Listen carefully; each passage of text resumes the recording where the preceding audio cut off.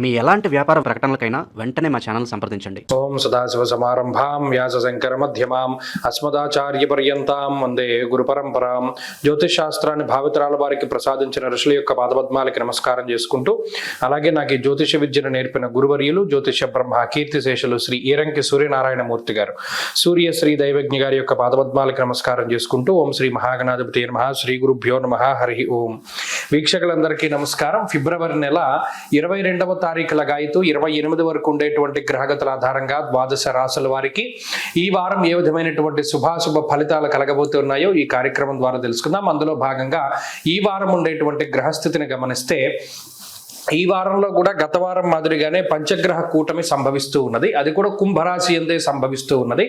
రవి, కుజ, రాహు, శుక్ర, బుధ గ్రహాలు కుంభరాశి ఎందు సంక్రమిస్తూ ఉండగా, మీనమందు శనేశ్వరుడు, మేష, వృషభ, మిథున రాశుల యందు చంద్రుని యొక్క సంచారము, మిథునమందు గురుడు, సింహయందు కేతువు యొక్క సంచారంతో ఈ వారం గ్రహస్థితి ముందుకు సాగుతూ ఉన్నది.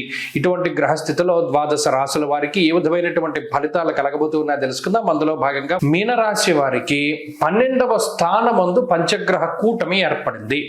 ఇది చాలా జాగ్రత్తగా ఉండవలసినటువంటి కాలము. వ్యయ స్థానమందు ఎప్పుడైతే క్రూరగ్రహములు గెలుస్తాయో, రవి గాని, రాహువు గాని, కుజుడు గాని 12వ స్థానమందు కలిసి ఏలినాటి శని అనుభవిస్తూ అర్ధాష్టమ గురుడు ఉన్నప్పుడు చంద్రబలం లేకుండా, అంటే నడి సముద్రంలో ఉన్నాం, ఏదో చిన్న ఐలాండ్ మీద నుంచున్నాం అనుకోండి, జీవితం ఎలా కనబడుతుంది?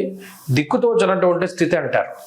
అలాగే ఇప్పుడు మనకి ఏ గ్రహం బాగుంది, ఏ గ్రహము బాగాలేదు.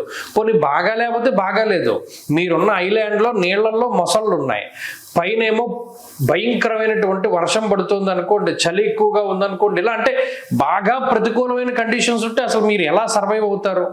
అలాగే మీనరాశి వారికి ఏమైంది, సర్వైవల్ అనేటువంటిది చాలా కష్టంగా ఉంటుంది.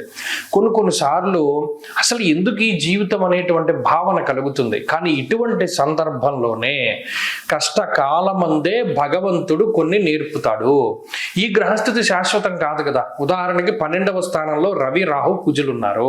వీరు ఏం చేస్తారు? స్థాన నాశ, రుణచ్ఛేద అన్నారు. అంటే స్థానాన్ని మార్పు చెందిస్తాడు, మీ డబ్బు పరుల పాలైపోయేలా చేస్తాడు, లేదా మీరు సంపాదించుకున్న డబ్బుతోటి మీరు ఎంజాయ్ చేయకుండా చేస్తాడు.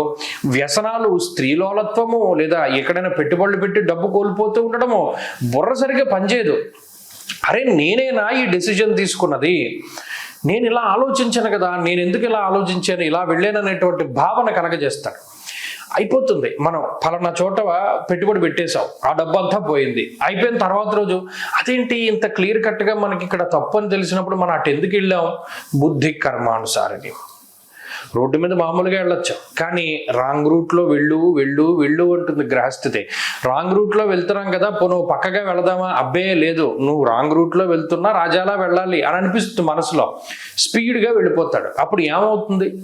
ఇక్కడ కర్మ ప్రేరేపిస్తోంది మీ బుద్ధిని. ఈ సమయంలో చాలా జాగ్రత్తగా ఉండాలి. ఈ వారంలో ఎటువంటి నిర్ణయాలు తీసుకోకూడదు. ₹1 పెట్టి ఏదైనా కొన్నా 10 సార్లు ఆలోచించాలి. ఇది చాదస్తం కాదు, జాగ్రత్త మాత్రమే. అలాగే ఉద్యోగం మారాల్సి వచ్చినా, లేదా స్థానం మారాల్సి వచ్చినా 1కి 100 సార్లు ఆలోచన చేయాలి.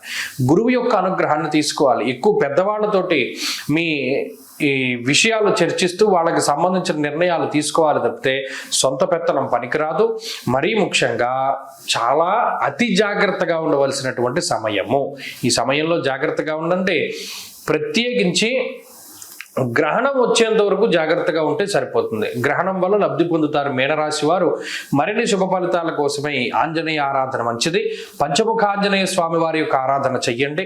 అలాగే ఈ వారంలో కలిసి వచ్చేటువంటి రోజు సోమవారంగా చెప్పవచ్చును. అదృష్ట సంఖ్య 2, అదృష్ట వర్ణము తెలుపు.